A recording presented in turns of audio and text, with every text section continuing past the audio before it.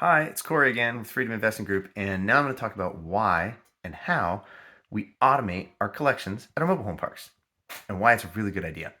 So, the first thing that has to be done is you have to be near a Walmart for this to work, which sounds funny, but I'll get back to that in a little bit and you'll understand why. Um, so, and before we even dive into the how, let's dive into the why we automate these things.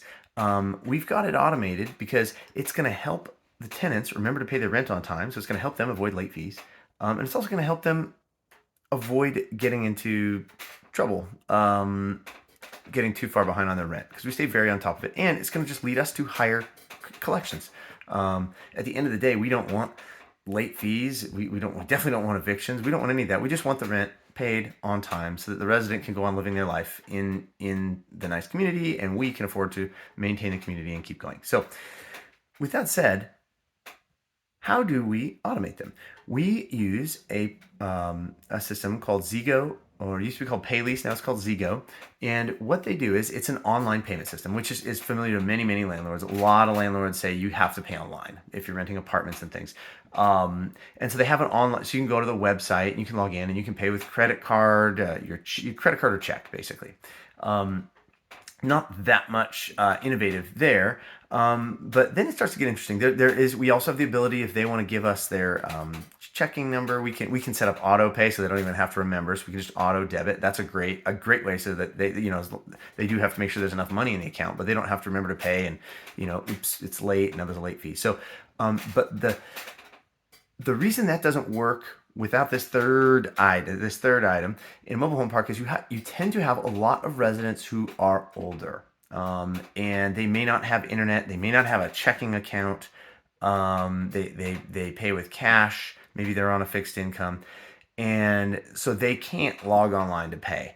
They can't give you a checking account number to auto draw because they don't have a checking account.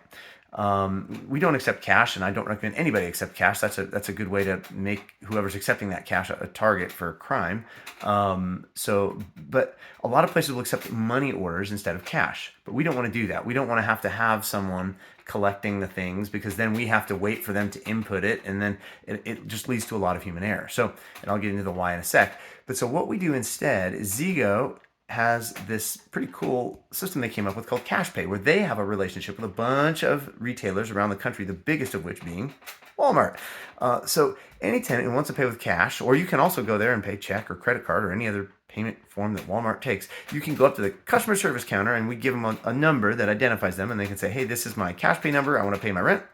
And they can give them cash or whatever means they want to, and they can pay their rent right at the customer service counter of Walmart. It's pretty slick. So this lets us say, hey, we're no longer taking checks, we're no longer taking money orders, we're not collecting rent by hand anymore. We are doing this collection system, and now everybody has a way they can pay.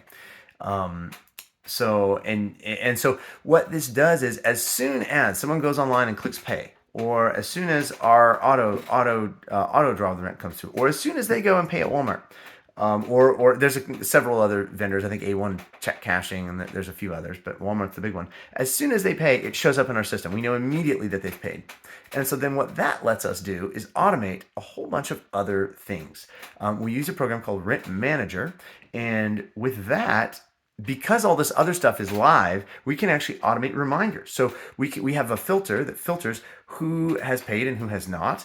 And when it's you got 2 days left before your late fee, we send out a friendly text reminder like, hey, just a reminder, tomorrow's the last day to pay to avoid your late fee.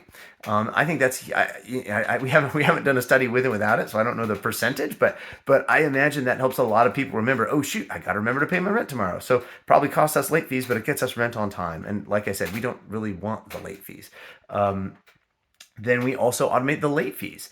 We say rent's due on the 1st, and it's late fees kick in on the 7th. So you basically have 5 extra days beyond the 1st. So 1st through the 6th. So up to the 6th, you're actually okay.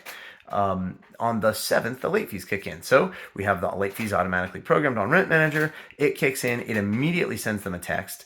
And we send them a letter as well, letting them know, hey, your rent's late. You need to pay your rent. There's now a late fee. And this also kicks people into action. The other thing, and all of this happens without us having to remember to do it, because honestly, if there was a human having to remember to do this stuff, we might be more late, and then people just get further and further behind.